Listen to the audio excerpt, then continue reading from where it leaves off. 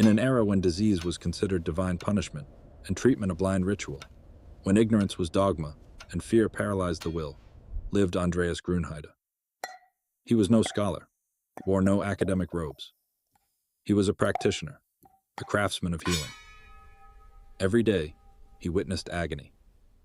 He saw the futile attempts of healers and watched people die from the simplest ailments. He saw despair breed only new superstitions, and he could not tolerate it. He began to observe, meticulously and relentlessly. He recorded every manifestation of illness, every change, every action, and its consequences.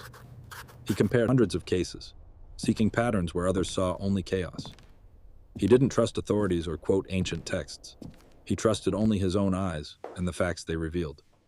He systematized experience, asked questions, and wasn't afraid of making mistakes. Thus, Andreas Grünheide became the father of a new approach, one that rejected mysticism and demanded evidence. He became the architect of clinical medicine, transforming the chaos of symptoms into a precise science of observation. He forged a tool capable of piercing the darkness of the Middle Ages, demonstrating that knowledge is born from experience, not dogma. It was then, from this desperate search for truth, that a revolution was born, a revolution that changed the world forever. But remember, great scientific breakthroughs don't come as divine revelations or flashes of genius. They are born in the dirt, in pain, in thousands of hours of painstaking labor, errors, and disappointments. They are the result of a stubborn drive to understand, not merely to believe. This is not a story of miraculous insight. It is a story of reason's triumph over despair and ignorance. For centuries, European medicine rested on the pillars of ancient dogmas. At its core was the humoral theory, inherited from Hippocrates and Galen, which held that human health depended on the balance of four fluids: blood, phlegm, yellow bile, and black bile. Any ailment was explained by their disharmony. This concept, unsupported by a single observation, was law. Physicians, trained only in reading old treatises, dared not question it. They were guardians of sacred texts, not explorers of the human body. Consequently, their treatment methods were barbaric, often lethal. Bloodletting, using leeches or scarifiers, was applied universally, from fever to madness. It was believed that excess blood caused diseases and needed to be released until the patient weakened. Wounds were cauterized with hot iron or poured over with boiling oil, under the belief that this purified and disinfected. Deep cuts, fractures, even simple abrasions, all became gateways for an invisible death that no one understood. The most terrifying belief was in laudable pus. Doctors actively promoted the suppuration of wounds, seeing it as a sign of cleansing and the exit of disease from the body. Yellowish, foul-smelling discharges were proof of successful treatment to them, though in reality, it was a sure path to sepsis and inevitable death. Tens of thousands of people, from nobility to commoners, died from ordinary infections, while their healers nodded, satisfied with what they saw. This was a world where suffering was commonplace, and death from a simple wound a daily occurrence, often hastened by the hands of the healers themselves. In this world, where pain was the norm and death a predictable end, Andreas Grünheide was no ivory tower scholar. He was the son of an ordinary carpenter, raised in poverty, but with a sharp mind and incredible perseverance. From a young age, he learned the craft of healing not from books, but through practice. His path began not in universities, but in city infirmaries, those grim shelters for the dying, where suffering was the only constant. He was one of those called barber-surgeons or bath attendants. He shaved, bled, set dislocations, bandaged wounds. He did what he was told. He followed the rules that he was told had been proven for centuries. But every day, every night, he saw the same thing. Bloodletting did not alleviate fever but exhausted the sick. Cauterization did not stop decay, but turned limbs into charred stumps. And laudable pus? It was not a sign of recovery but a harbinger of a monstrous death. Andreas saw people's faces. He saw their agony. He smelled decaying flesh. He heard the screams. He saw how simple cuts turned into death sentences. How fractures that could have healed ended in amputations. He saw how children died from a common cough, and adults from a minor scratch. And he saw how learned doctors, in their long robes, haughtily nodded, observing this carnage, explaining it as fluid imbalance or God's will. Doubt grew. At first, it was just a whisper in his mind, then a loud cry. He couldn't understand why the methods he was taught so often led to death, why those who survived did so despite treatment, rather than because of it. He began to compare. One patient with another, one treatment with another. He began to notice that some wounds, left without noble intervention, healed faster, that some fevers subsided on their own, without bloodletting. This was not just observation. It was the destruction of his entire world. A world where every method had its explanation, however absurd. A world where authority was above experience. He wasn't seeking fame. He sought answers. He sought a way to save at least one person from the senseless death he saw every day. And this desperate, yet deeply personal need became his driving force. He could no longer tolerate what he saw. His conscience wouldn't allow it. He had to understand. Otherwise, none of it made sense. One day, in one of those suffocating infirmaries, permeated with the smell of pus and death, Andreas leaned over a young apprentice. The apprentice had accidentally dropped an axe, leaving a deep, jagged wound on his forearm. The edges gaped. Blood oozed. A common occurrence. Grünheide reached for a jug of boiling oil. It was the standard remedy, centuries proven, meant to cleanse the wound, but the jug was empty. Not a drop. His assistant, pale with terror, rushed to find more. Time passed. The pain in the apprentice's eyes intensified. Andreas looked at the wound. He looked at the helplessness of the situation. And in that moment, something changed. He didn't wait. Instead of oil, instead of hot iron, he took a clean piece of linen. Then, to the astonishment of those around him, he meticulously washed the wound. Not once, not twice. He did it again and again, using simple fresh water. He removed every blood clot, every particle of dirt. He watched as all foreign matter was washed out of the wound.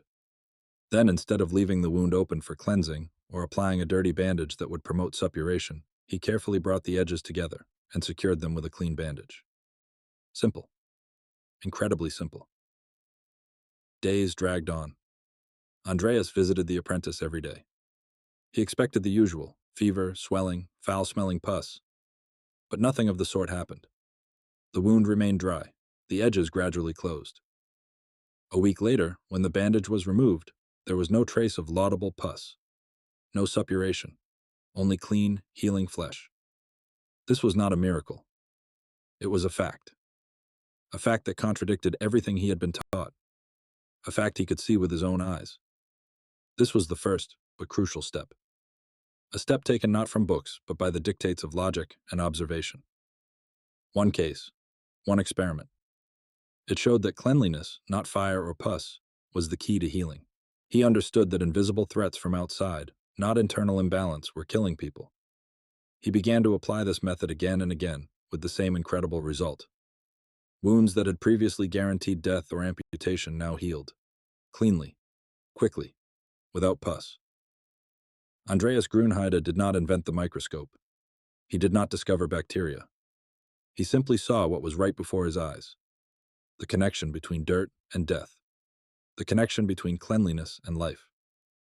This was not a theoretical revelation, but practical knowledge gained in the most horrific conditions. He didn't just treat. He began to understand. He began to systematize these new, astonishing results. Each successful case was another proof, another nail in the coffin of old medicine. Andreas did not stop at one case. He repeated it, again and again. Every time a wounded person came to him, he applied his new approach. He washed, he cleaned, he closed. And each time the result was astonishing.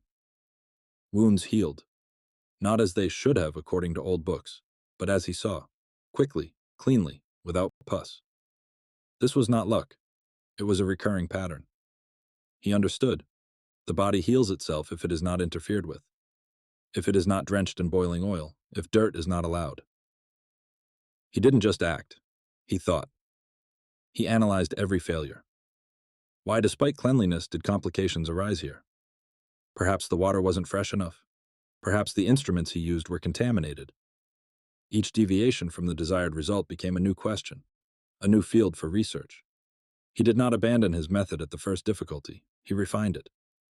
He looked for the smallest details that could influence the outcome. Thus, methodology was born, not theory, but practice, perfected through constant self-learning and correction. His mind worked like a machine. He compared hundreds of cases. He saw that ailments previously considered incurable yielded to his simple logic. He documented everything, not just in his mind. He began to keep records, detailed, meticulous descriptions of each patient, each step of treatment, each outcome. These were not abstract treatises. These were protocols.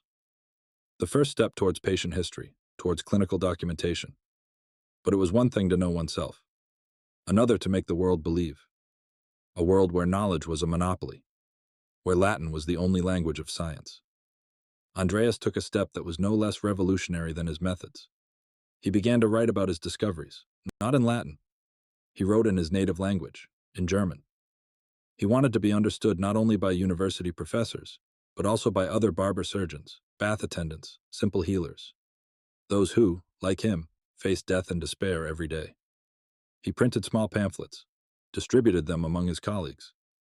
This was a direct challenge to the established order, a challenge that came not from academic circles, but from the very thick of life. He also understood that cleanliness required not only clean hands, it required clean instruments, ones that were easy to wash, ones that did not accumulate dirt. He himself began to design new instruments, simple, functional, with smooth surfaces, without unnecessary indentations where invisible threats could accumulate. He did not know about microbes, but he intuitively followed a path that centuries later would lead to sterilization. He created prototypes, tested them, discarded unsuccessful ones, refined them. This was not a desk-bound theorist. This was an engineer of medicine, a man who not only saw a problem, but created a concrete solution. Thus, step by step, Grünheide built a new system. A system based not on ancient myths, but on tangible, verifiable facts. He didn't just heal wounds. He laid the foundations for a new way of thinking, for a new way of understanding the world. He showed, to understand disease, one must not read old books, but look at the patient. Listen to their body, and learn, constantly, from every mistake, from every success. He was the first to transform medicine from a blind ritual into a process of continuous research. Professors in university robes, members of prestigious medical guilds, who had for decades memorized Latin treatises by Galen and Hippocrates, looked upon Andreas Grünheide with undisguised contempt. To them, he was not a healer, but a dangerous upstart. An ignorant barber-surgeon who dared to question the sacred texts that upheld all their authority, their privileged position, their income. Imagine, a simple carpenter who not only healed better, but also dared to write about it in a language accessible to commoners. It was unthinkable. It undermined their monopoly on truth.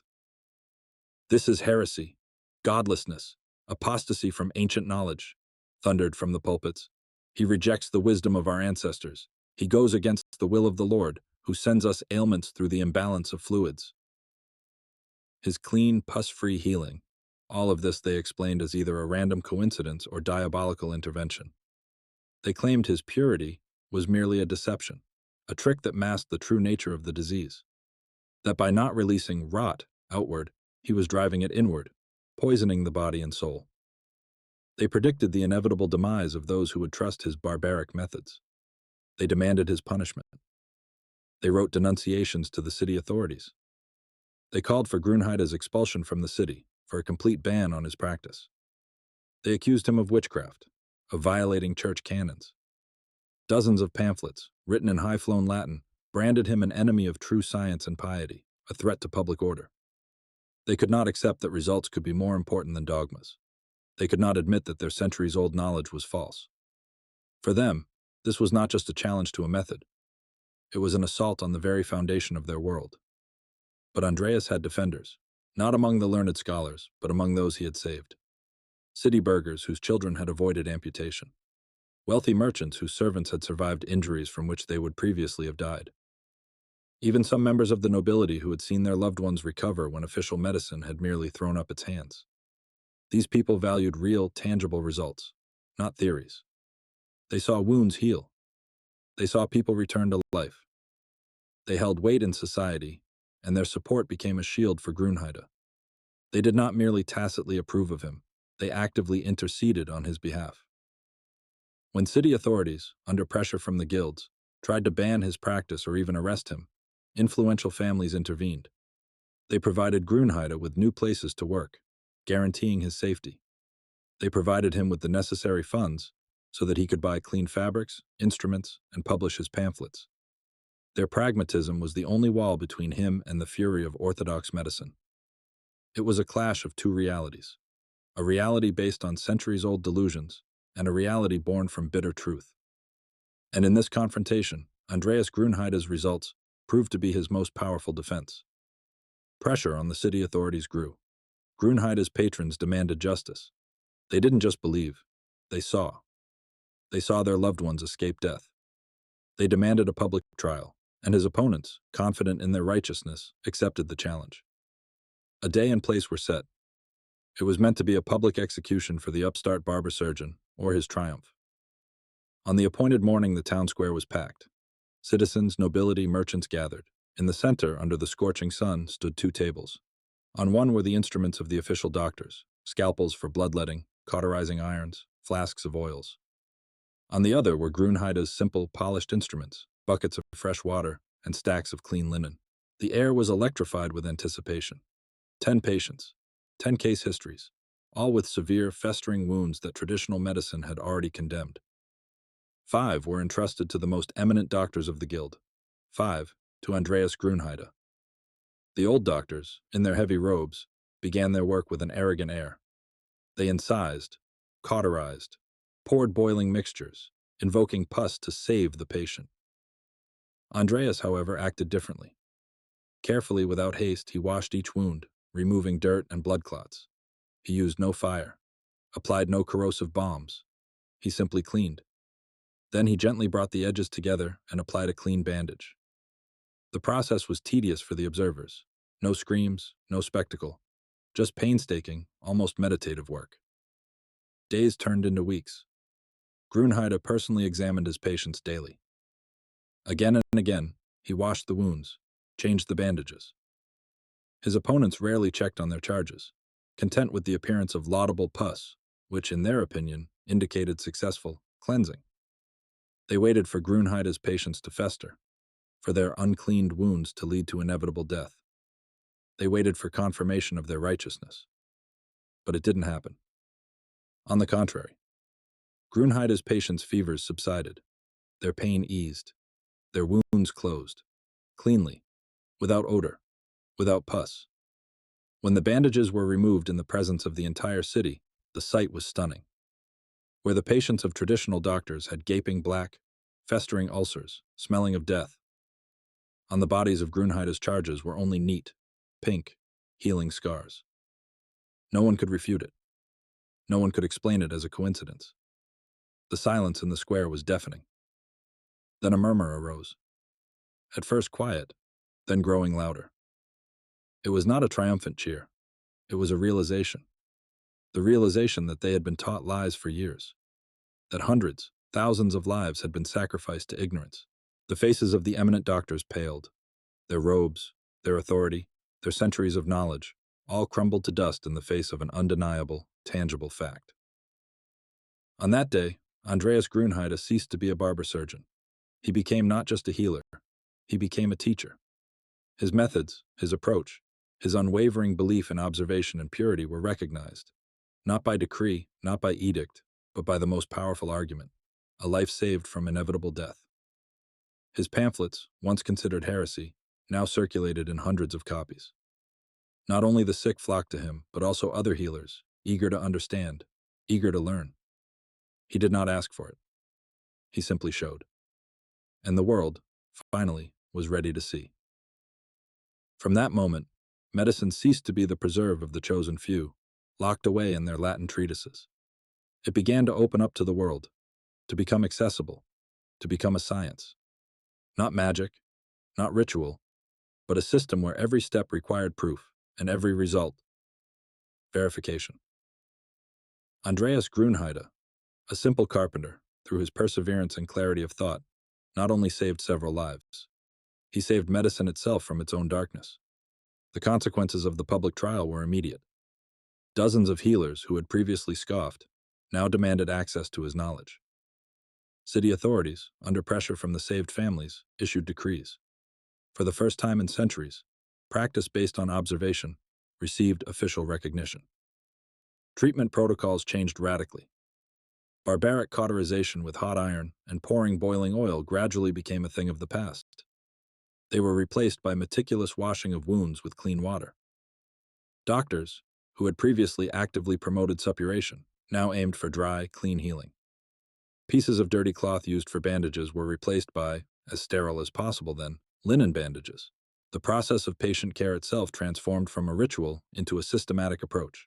Daily examinations, regular bandage changes, tracking the slightest changes. The results were astounding. Mortality from open fractures, previously reaching 80%, began to fall to 20%, and in some cases even lower. Wounds that previously guaranteed sepsis and death now healed without complications. Tens of thousands of lives, condemned to suffering and death from the simplest injuries, were saved.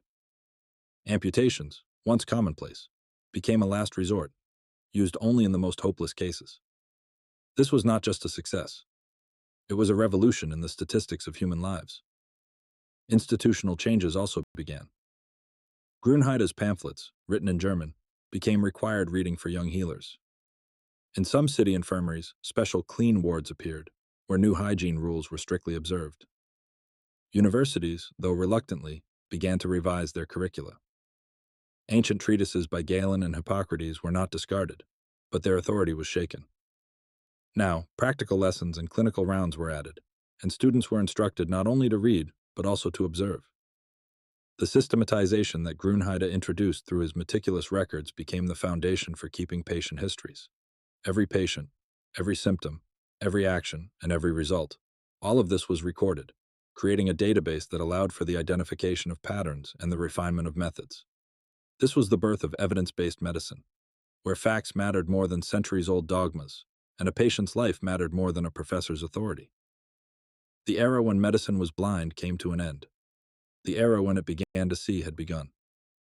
Andreas Grünheide did not deliver eloquent speeches. He did not write multi-volume treatises in Latin. He did not discover new worlds under a microscope. He simply saw what was right in front of him.